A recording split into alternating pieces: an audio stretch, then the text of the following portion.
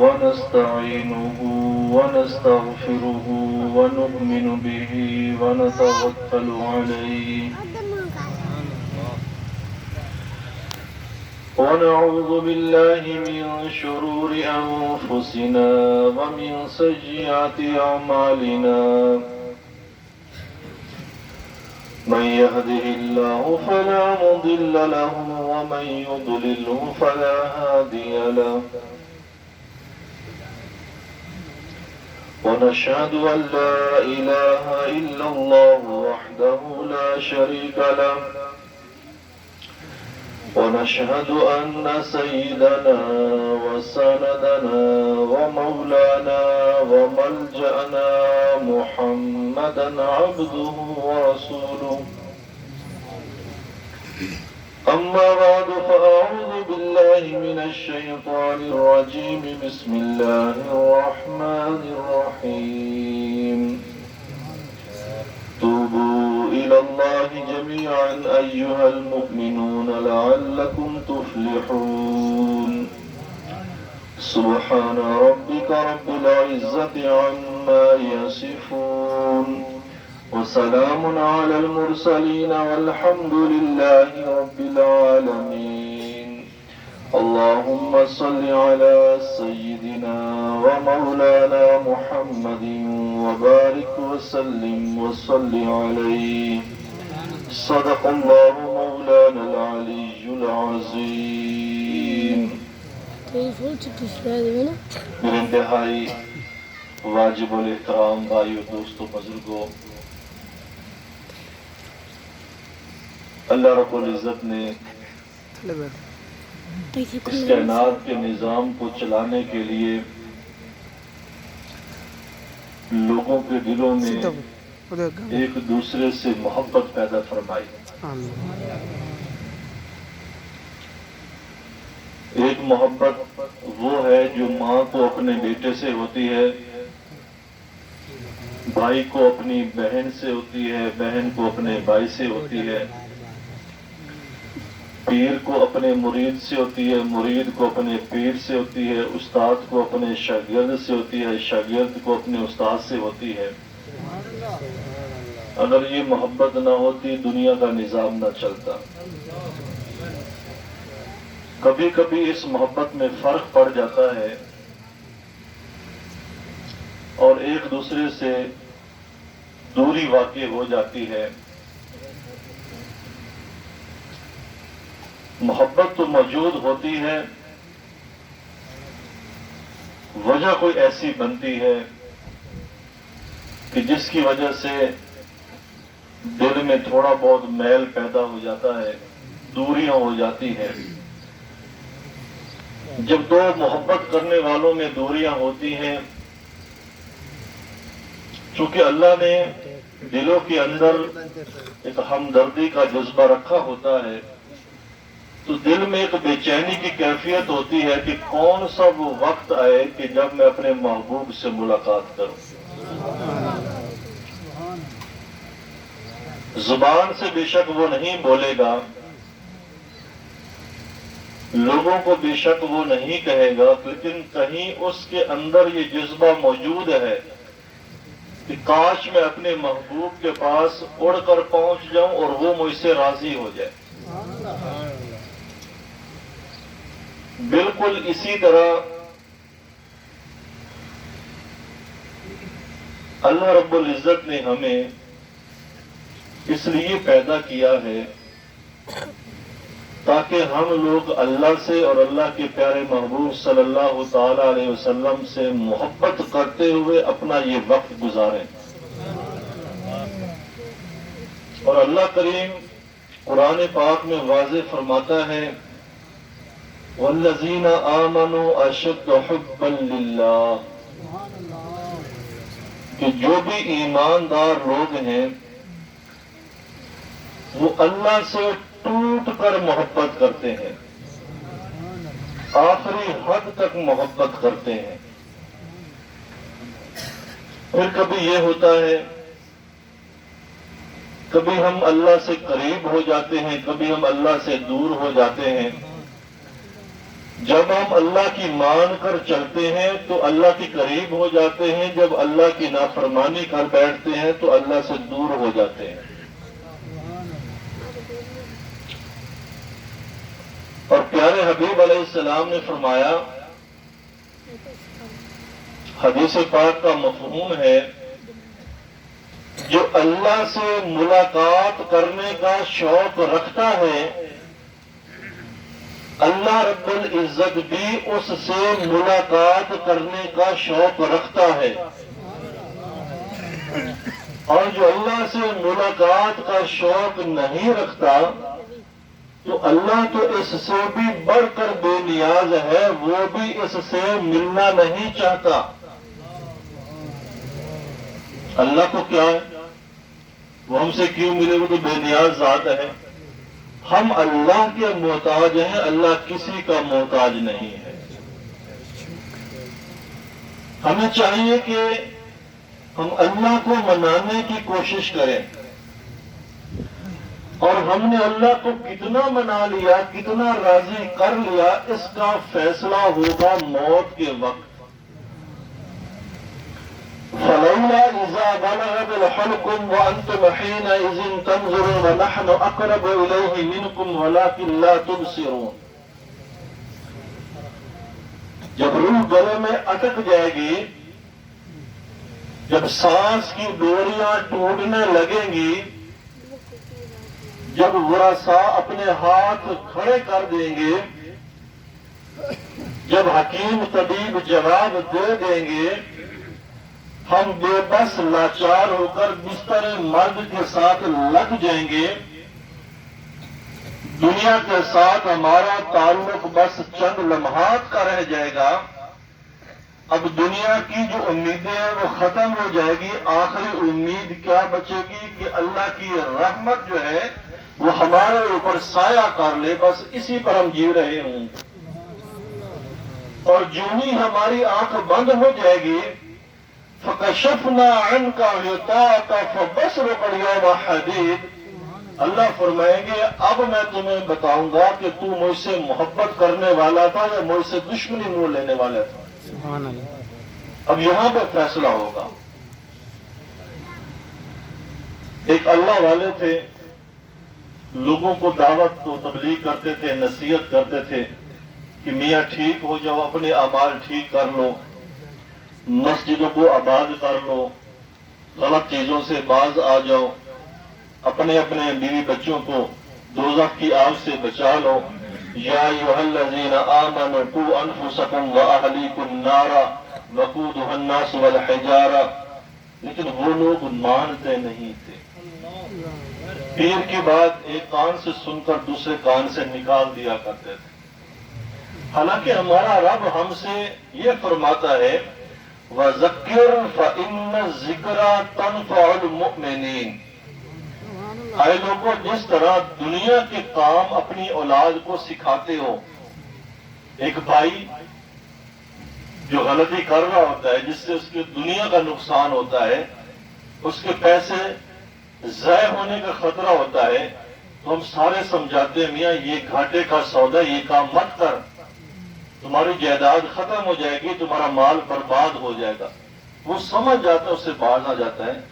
اسی طرح اللہ فرماتے ہیں وَذَكِّرْ فَإِنَّ الذِّكْرَىٰ تَنفَعُ الْمُؤْمِنِينَ کہ اے مومنین تم بھی ایک دوسرے کو یہ سمجھایا کرو کہ جب تمہارا کوئی مسلمان مومن بھائی دین سے دور ہو جائے، حضور کی محبت اس میں کم ہو جائے، نافرمانی اس کی بڑھ جائے، تو سارے مل جل کر جیسے دنیا داری میں سمجھاتے ہو اس سے دین داری بھی سمجھایا کرو۔ بے شک جو ذکر و نصیحت ہوتی ہے اس سے مومنین کو فائدہ پہنچتا ہے۔ تو ہم سمجھائیں اپنے آپ کو، اپنے بھائیوں کو، اپنی بہنوں کو، اپنی ماں بہنوں بیٹیوں کو، اپنی اولاد کو، کہ ہماری جو زندگی کا مقصد ہے وہ اللہ کی محبت کو پا لینا ہے۔ تو وہ اللہ والے بڑی محنت کرتے تھے، کوئی ان کو سنتا نہ تھا۔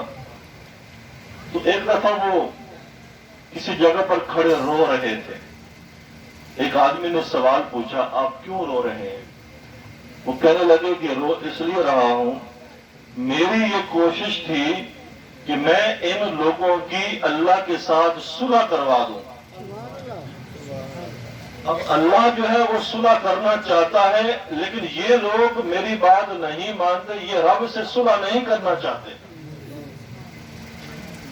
آذان کی آواز گونجتی ہے، اللہ کا منادی یہ پکارتا ہے، مسجد کے ممبر اور محراب سے یہ کلمات کہے جاتے ہیں، اللہ اکبر اللہ اکبر اللہ اکبر اللہ اکبر۔ اے لوگوں، جس دنیا کو تم نے بڑا سمجھ رکھا ہے وہ دنیا تو فنا ہو جانے والی ہے۔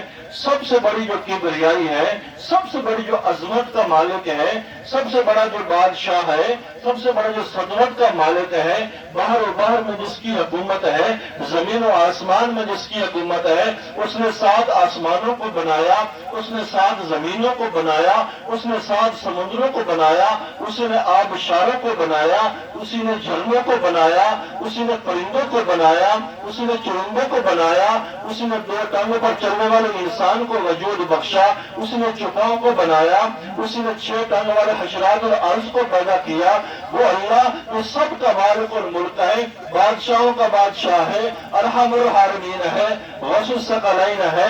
اس اللہ سے تم بگاڑ کر کیا حاصل کرنا چاہتے ہو؟ میں لوگوں کو یہ بات سمجھا رہا ہوں، 40 سال سے سمجھا رہا ہوں کہ میاں اس سے مت بگاڑو جس کے تم محتاج ہو، اس رب سے صلح کر لو۔ لیکن یہ لوگ ہیں کہ پتہ نہیں کون سی نشیلی شراب کے نشے میں ہیں کہ اپنی ہی مستی میں چلے جا رہے ہیں، خواب غفلت کے مزے لے رہے ہیں، شکر بے نیار گھوڑوں کی طرح۔ نہ صبح کی فکر ہے، نہ شام کی فکر ہے، فجر کی نماز قضا ہو گئی، کوئی پریشانی نہیں واقع ہوتی، زور کی نماز کو قضا کر دیا، کوئی نادم نہ ہوئے، عصر مغرب عشاء کی نماز کو ضائع کیا، ذرہ برابر ان کو ندامت نہ ہوئی۔ میں ان کو یہ سمجھانے کی کوشش کر رہا ہوں، آج وقت ہے، رب سے صلح کر لو۔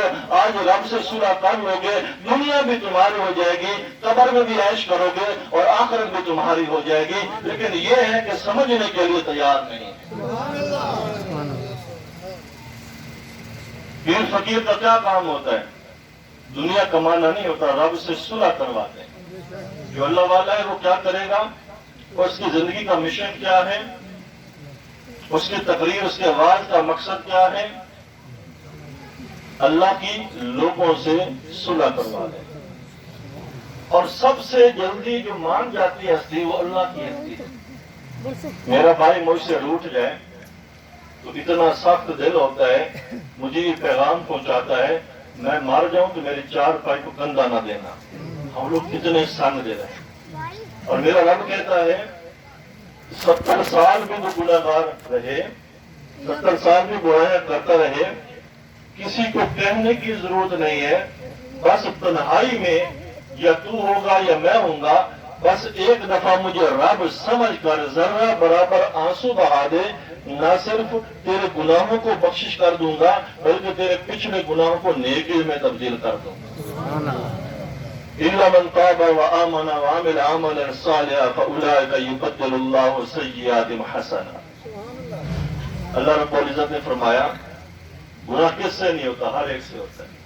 جو توبہ کر لے گا، ایمان کو مضبوط کر لے گا، اپنے اعمال کو صالح اور نیک کر لے گا، تو اللہ فرماتا ہے انعام کیا دوں گا؟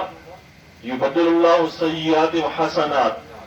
نہ صرف اس کے پچھلے جو برائیاں ہیں، فرشتوں کو کہوں گا اس پر ربڑ پھیر دو، ربڑ۔ بچے ہوتے ہیں غلطی کرتے ہیں، استاد کیا کہتے ہیں اس کو مٹا دو، کس سے مٹا دو؟ ربڑ کے ساتھ مٹا دو۔ جب ربڑ اس پینسل کے اوپر پھیرتے ہیں تو ان جو غلط الفاظ ہیں ان کا وجود ختم ہو جاتا ہے۔ ایسے جو آدمی اپنی اصلاح کر لیتا ہے اس کے گناہوں کا وجود ختم ہو جاتا ہے، اور اس کی جگہ اللہ ڈھیر نیکیاں عطا فرماتا ہے۔ اب یہ اللہ والے رو رہے ہیں، وہ کہتے ہیں میں صلح کرواتا ہوں، یہ لوگ نہیں کرتے۔ بہت عرصہ گزرا، سالوں پہ سال گزر گئے، 10-20 سال بعد وہی اللہ والے جو ہیں وہ ایک قبرستان میں بیٹھے رو رہے ہیں۔ قبرستان ہے، وہاں بھی بیٹھے رو رہے ہیں۔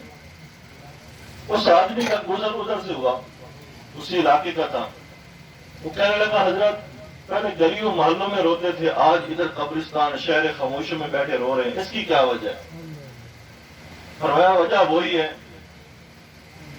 کہ جب تک یہ لوگ زندہ تھے میری یہ کوشش تھی کہ ان کی رب سے صلح کروا دوں. اس وقت اللہ صلح کرتا تھا، یہ نہیں کرتے تھے. اب معاملہ ہو گیا الٹ، یہ وفات پا گئے، قبروں کی زینت بن گئے.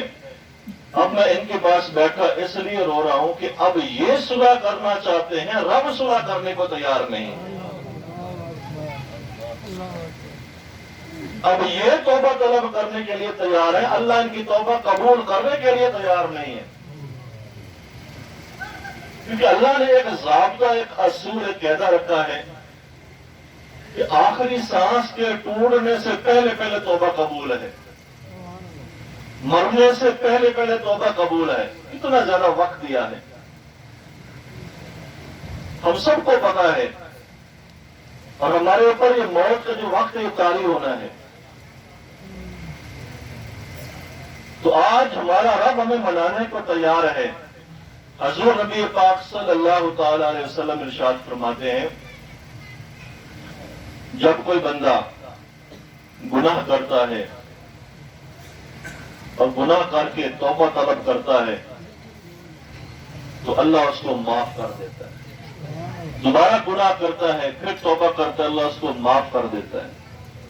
تیسری بار گناہ دہراتا ہے، توبہ کرتا ہے، اللہ اس کو معاف کر دیتا ہے. ایک بندے نے سوال کیا، یا رسول اللہ صلی اللہ تعالی علیہ وسلم، اللہ کریم کتنی بار توبہ توڑنے والے کی توبہ قبول کرتا ہے؟ فرمایا یہ توبہ کرتا کرتا تھک جائے گا، اللہ معاف کرتا کرتا نہیں تھکے. جب رب نے اتنی گنجائش دی ہے، جب رب نے اتنی رعایت دی ہے، جب رب کی اتنی رحمت ہے، جب رب بے نیاز ہو کر ہماری رحمت کے دروازے کھولنا چاہتا ہے اور ہم لوگ اللہ کو نہ منائیں تو یہ ہماری بدقسمتی ہو. تھوڑی پیچھے ہو جانا شاہ صاحب. اس کی طرف سے کوئی دیر نہیں ہے، دیر ہے ہماری طرف سے. جب ہمارے گھر آباد ہو جائیں، ہماری مساجد ویران ہو جائیں تو قصور کس کا ہے؟ ہمارا اپنا قصور ہے. مسلمان تو مسجد کو آباد کرنے والا ہوتا ہے. حضور علیہ السلام نے فرمایا دنیا کی سب سے بدترین جو جگہ ہے وہ بازار ہے، اور دنیا کی بہترین جو جگہ ہے وہ اللہ کا گھر مسجد ہے. اب دیکھیے مسجد میں کتنے لوگ ہوتے ہیں اور بازار میں کتنے لوگ ہوتے ہیں. اسی سے اپنے ایمان کا اندازہ لگا سکتے ہیں کہ صبح ہم بازار میں داخل ہو تو شام تک اس میں رہتے ہیں اور اس میں ہمارا دل لگ جاتا ہے، لیکن 10 منٹ کی ایک نماز کے لیے ہمارا دل مسجد میں نہیں لگتا. المؤمن فی المسجد کالسمک فی الماء. حضور اسلام فرماتے ہیں میرا جو امتی ہے، میرا جو مرید ہے، میرا جو ماننے والا ہے، وہ مسجد میں اتنا پرسکون رہتا ہے جیسے مچھلی پانی کے اندر پرسکون رہتی ہے. اور جب میرے امتی کو مسجد سے باہر نکال دو تو وہ یوں تڑپتا ہے، وہ یوں بے چین ہوتا ہے جیسے مچھلی کو پانی سے نکال کر باہر رکھ دیا جائے. تو ہم اپنے اپنے ایمان کا جائزہ لگا سکتے ہیں. اب ہمارے پاس وقت ہے. یہ موت ایسی اٹل حقیقت ہے جس سے ہم نہیں بچ سکتے، اس نے آ کر رہنا ہے، اور موت پر ہی ہماری جنت اور جہنم کا فیصلہ ہو جانا ہے.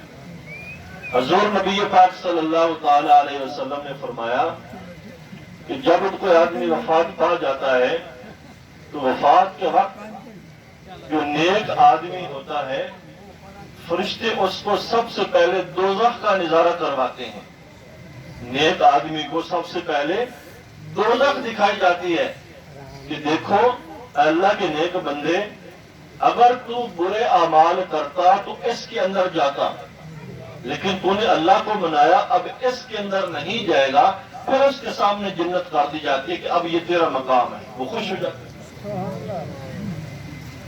جب کوئی برا آدمی اس دنیا سے رخصت ہونے لگتا ہے تو ملائکہ سب سے پہلے اس کو جنت کا نظارہ کرواتے ہیں تاکہ اس کا شوق، اس کی حسرت، اس کی ندامت اور بڑھے کہ دیکھو اگر تو نیک اعمال کرتا، اگر تو کسی بھائی کی مان لیتا، کسی پیر کی مان لیتا، کسی اچھے بڑے بندے کی مان لیتا، قرآن کی مان لیتا، تو تیرا یہ ٹھکانہ ہونے والا تھا، تو یہ عیش کرتا، مزے کرتا۔